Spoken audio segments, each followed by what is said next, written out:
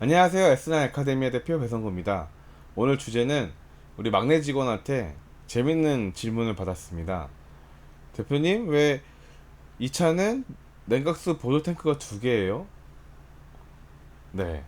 아마 처음 이제 수입차를 접하시거나 요즘 이제 순행식 인터쿨러가 들어가고 이제 발전된 차들, 그러니까 신차들을 보면은 냉각수 보조 탱크가 두 개가 되는 경우가 많아요. 물론 이제 저온 냉각수통, 고온 냉각수통 이렇게 구분되어 있는 여러 가지 시스템이 있는데, 그 중에 대표적으로 오늘은 벤츠 C63 AMG에 들어가 있는 냉각수 보조 탱크는 두 개일까에 대해서 한번 알아보도록 하자고요.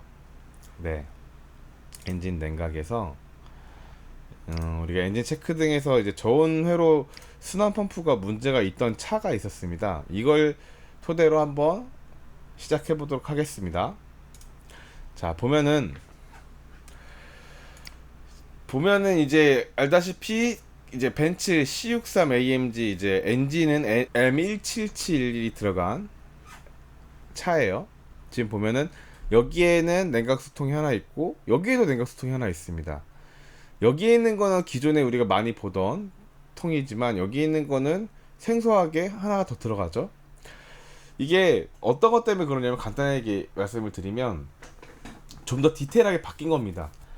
예전에는 한 냉각수를 통해서 엔진도 시키고 미션도 시키고 뭐 히터도 돌리고 모든 일을 다 했어요. 하지만 이제는 달라졌습니다.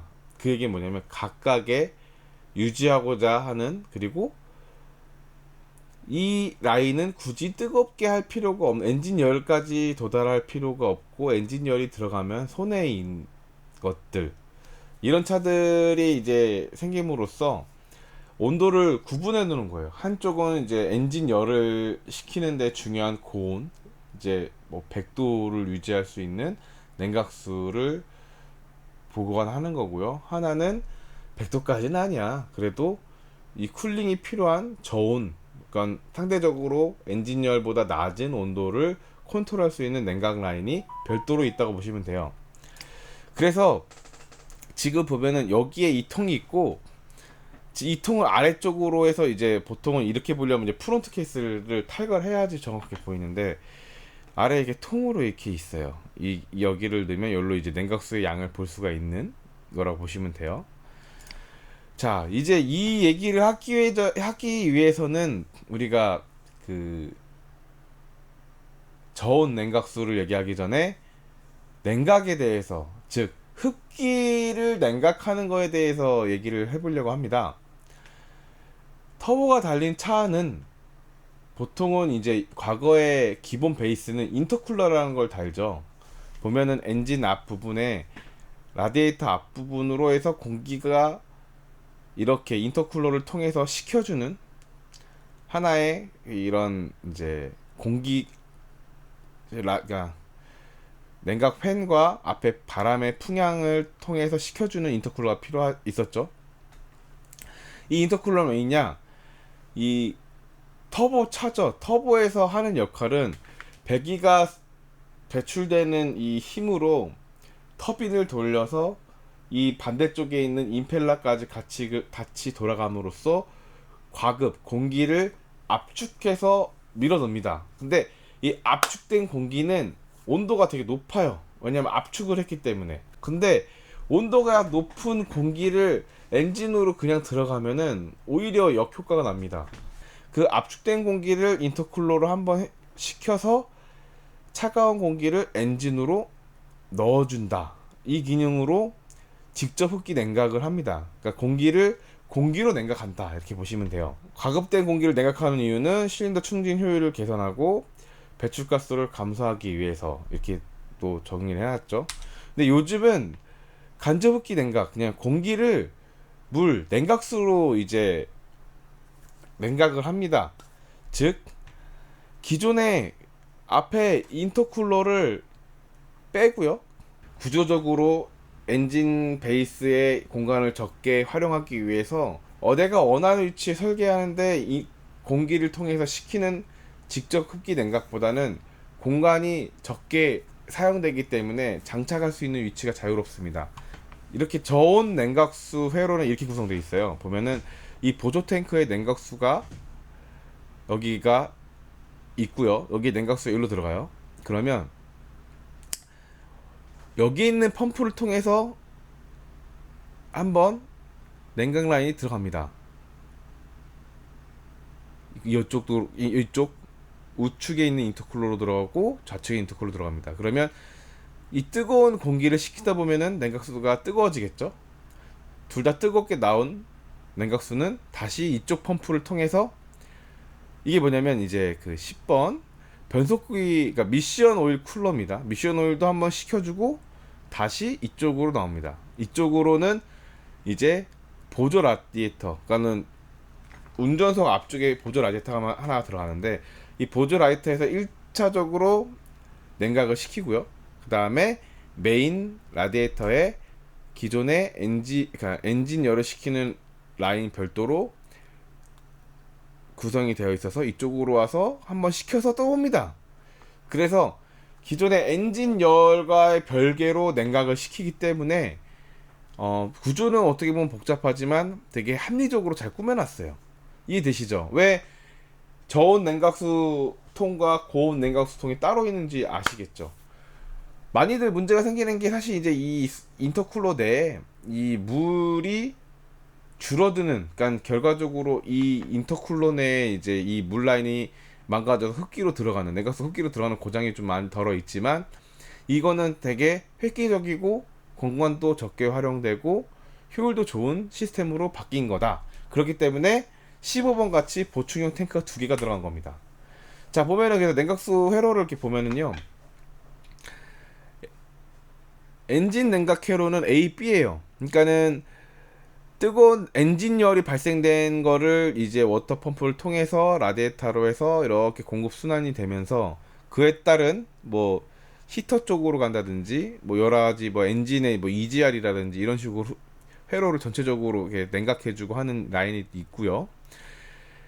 저온 냉각 회로, 그러니까 CET 이런 식으로 별도로 회로가 이제 구성이 됩니다. 예.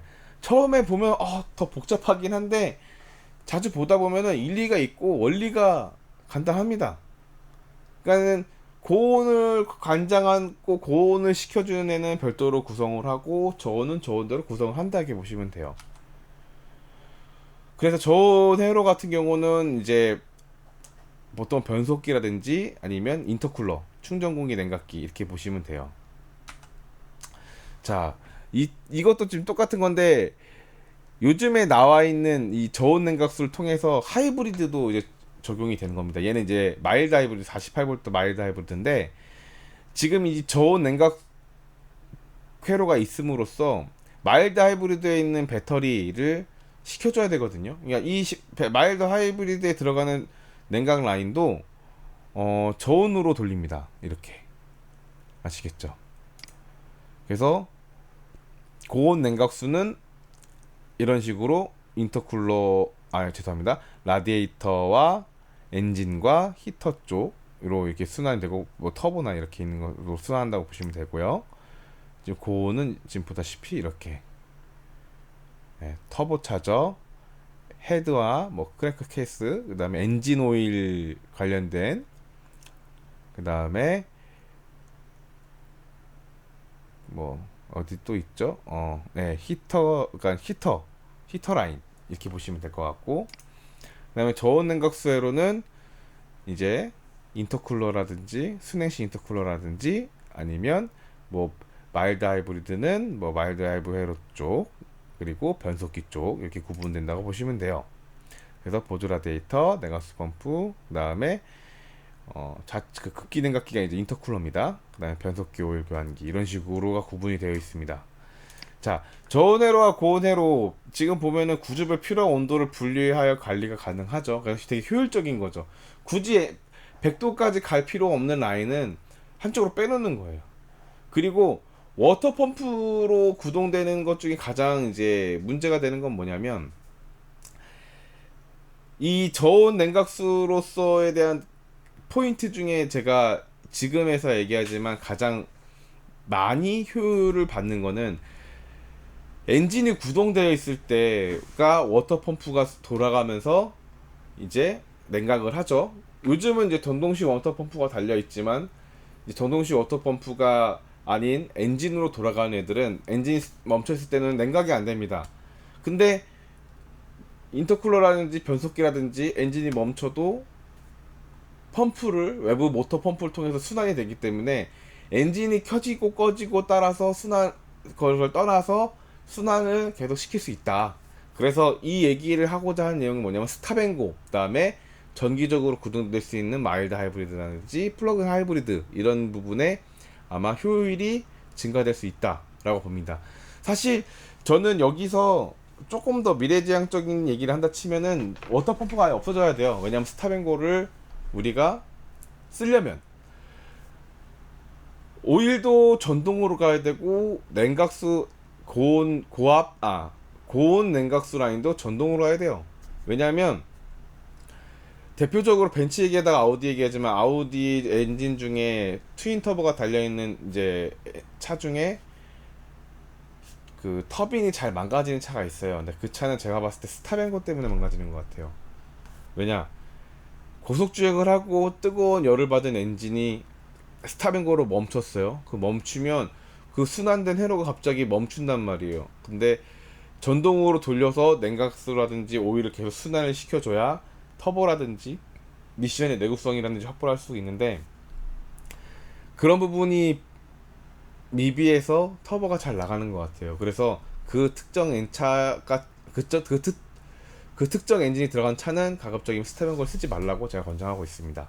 그래서 아마 전체적으로 엔진 시동을 극한적으로 줄이기 위해서는 뭐든지 전동화가 될 거예요. 근데 전동화가 되면 단점이 고장이 좀 나죠. 네, 워터펌프 고장보다는 비율이 좀 높아질 거라고 예상됩니다. 자, 그래서 이거 같은 경우는 이제 26번, 27번 이게 이제 미래지향적인 것 중에 하나인데, 플러그인 하이브리드, 그러니까 하이브리드 시스템은 이제 어떻게 된다? 저온 회로가 1 있고 2가 있다. 그러면은 보초 탱크가 고온 냉각수통 있고 저온 냉각수 1통 있고 저온 냉각수 2통이 있다. 이제 앞으로 그렇게 추세가 늘어날 겁니다. 자, 근데 이제 재밌는 거는 이 저온 회로 순환 펌프가 고장 코드가 뜨더라고요. 정상적으로 주행을 하던 차인데 우리가 엔진 작업을 함으로써 이 저온 회로 냉각수 펌프에 물이 빠졌겠죠. 물이 빠지고 그 다음에 다시 채우면서 작업을 하는데 갑자기 고장 코드가 발견이 됐어요. 그래서 이 고장 코드에 관련된 재밌는 내용이 있어서 이 내용도 준비를 할 겸, 그 다음에 우리 직원이 물어본 왜 보조탱크가 2개예요? 라는 거에 대해서 한번 다뤄봤습니다. 자, 이 고장은 어떻게 됐냐.